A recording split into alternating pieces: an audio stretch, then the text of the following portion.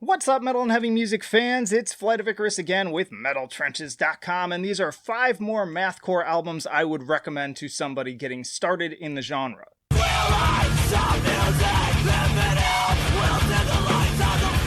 And hey, if you like to be kept up to date with the best and brightest metal bands and albums from the underground and above, then stick with me by hitting that subscribe button down below. Alright, part 2, and we're coming in hot with Every Time I Die and Hot Damn.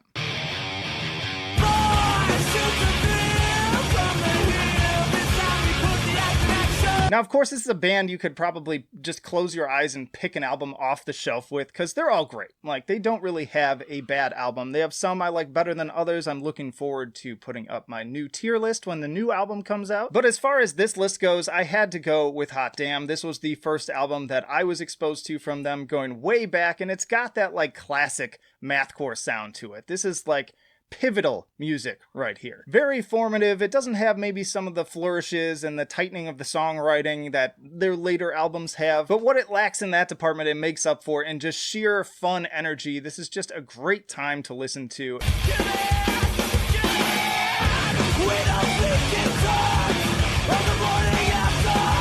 I love the music video for Ebola-Rama and You've Been Gone a Long Time. So many hits on this thing too, just like looking at it again. We got Romeo a Go-Go off Broadway. Like I said, I've Been Gone a Long Time. She's My Rushmore. For something a little bit more weird and expansive, we got In the Event That Everything Should Go Terribly Wrong, which was such a like trope almost at this time that these Mathcore bands, it would be mostly this full speed ahead, really intense stuff going on, and then they'd have that one song that's this weird sort of experimental kind of post-metal journey. We had that on the last list with the first proper Norma Jean album. Hit of the Search Party is also great. I mean, really, every song, like, it's just great. This, if you have not listened to this album somehow, you definitely need to check it out. I still remember the first time that I picked this up off the shelf, completely blind at a CD store, and popped it into the listening station and was just completely floored. Alright, next up we have Zao with The Funeral of God. Sadly, I do not have a hard copy of this, but I'm hoping to fix that real soon.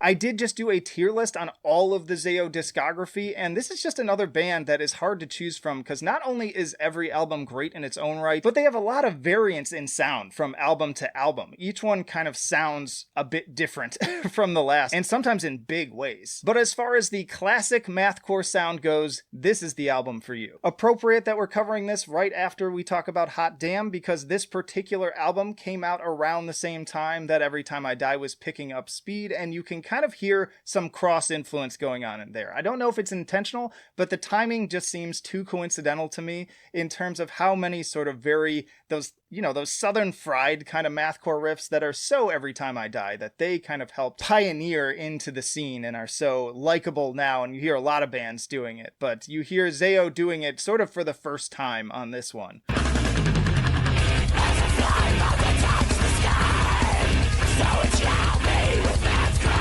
And it just ends up being really fun. It's also a very concise album. A lot of their albums leading up to this one are a lot more kind of experimental in nature, but this one feels very tight, very concise. It feels very much like the label kind of picked it up. They knew what they wanted to do with this band. They wanted to shove them in the face of that ripe Mathcore scene that was much bigger at this point. And honestly, for all that, it ends up being one of my favorite Zao albums overall. But there are plenty of other ones. If you enjoyed this one, I definitely recommend checking out really their entire discography, but especially their newer stuff. The Well-Intentioned Virus is another great, just like powerful, energetic Mathcore album, but then also their latest one, The Crimson Corridor, which I did a full review of that you can check out as well, is much more like doomy and sludgy and atmospheric and a completely different beast altogether, but there's still that Mathcore thread coming in certain songs. Alright, next up, we've got what I consider to be one of the most underrated bands in the genre, and just entirely, I would say, and that is Sikth with Death of a Dead Day.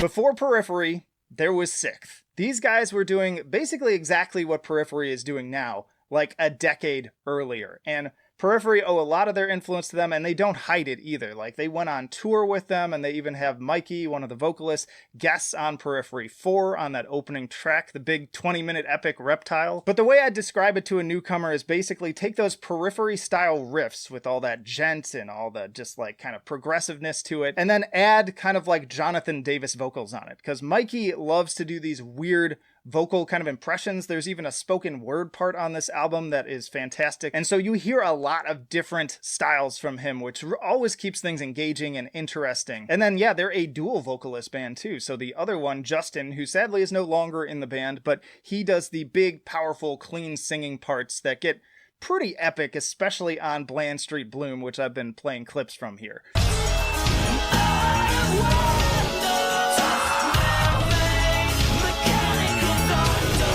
If you want a song to start with, that is definitely the one. Like, that was the first song I heard from them. I'm forgetting even exactly how their name came up, but I was big kind of exploring Mathcore and just trying to find as much as I could, and so I'm sure I just came across it at one point, and I found that song, and it just blew my mind. Out of all the bands on this list, they're definitely the one that I came the latest to, but I will wave their flag forever and shout their name from the rooftops to as many people as I possibly can, because they are just so impressive, so talented, from the drums to the guitar to the bass to the vocals. Everything is just pristine. And they went on hiatus for a long time, but then they came back with an excellent EP called Opacities, and then they followed that up with another full length. So they're still around. I'm hoping that they're going to continue putting out new material, and I'm just always excited to see what they do next. But you need to check out this album. And I feel like it's one of those sort of like one of those little Chad albums too, where if you know who they are and like the small group of other people, there's that one other person who knows who they are, your eyes meet across the room and you're kind of like, you give the little nod to each other. It's one of those albums. So yeah, Sikth, fantastic. Check them out. Fucking sweating. Next up, we have Between the Buried and Me with Alaska.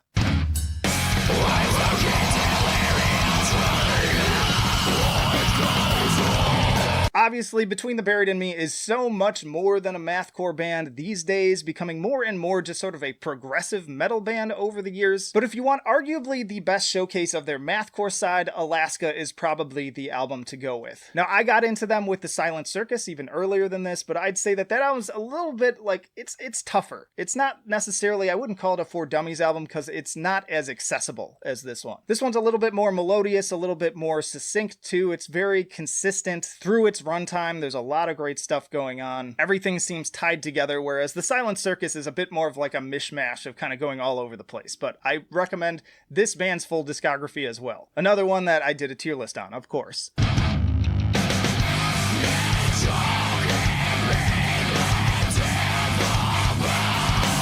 So many amazing songs on here. We've got All Bodies kicking things off. We've got the title track, which I've been playing some clips from. Crokies and Boat Shoes. Selkies, The Endless Obsession. Robo Turner gets downright just vile.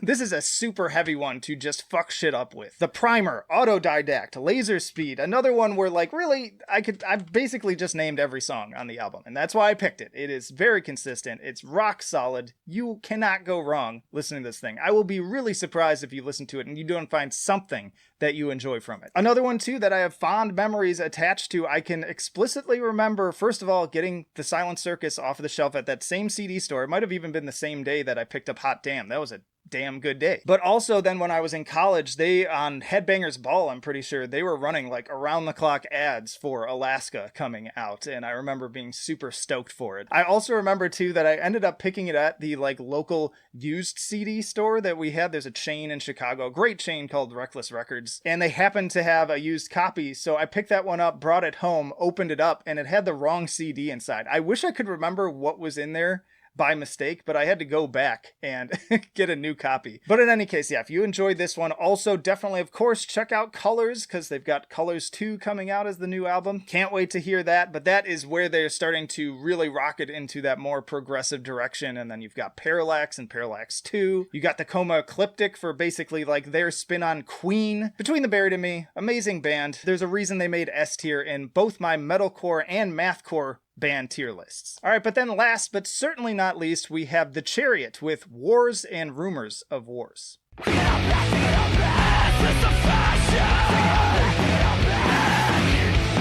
But yeah, this cover is beat to shit, and it's partially because these were like handmade almost, like they're each like hand signed and numbered. This is number 11,456 out of 25,000 copies.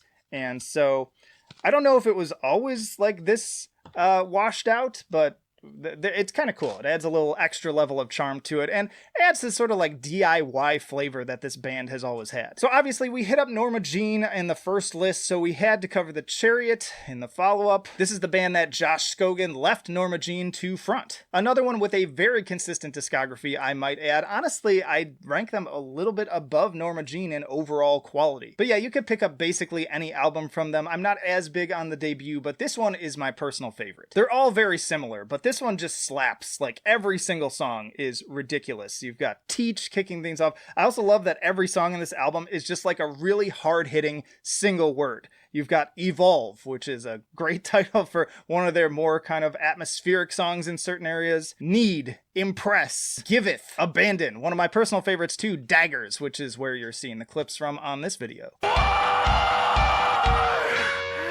only skin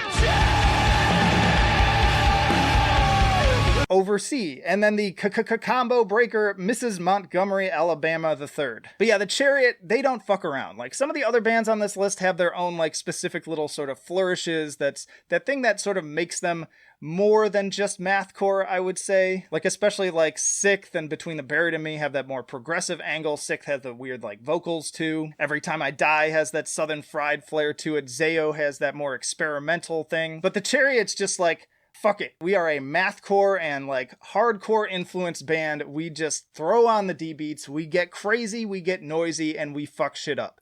That is the Chariot. They have a little mini documentary you can watch too that is awesome. It gives you a nice taste of what the live shows look like. And God, I wish I could have gone to one before they broke up, because they look fucking crazy. Like, really small venue stuff, crowd right in the band's face, just crowd surfing, moshing, getting fucking crazy, and you feel that spirit on these albums. Like, they really do capture that live energy on each and every one of these, and this one, again, just being my personal favorite by a little bit. But yeah, if that sounds great to you, you just love that high-octane stuff, or you really enjoy Norma Jean, especially the earlier stuff, and you have not listened to the Chariot, then you definitely need to do it now. And that's it, y'all. That's just 5 more albums I would recommend to somebody just getting into the mathcore genre. But now it's your turn. Let me know down in the comments, what albums would you recommend to somebody who is trying to get started? And then, of course, don't go anywhere. I got plenty more videos coming right after this one. Got a couple recommendations probably popping up on the screen right now. Flight of Icarus signing off. I will see you in the trenches.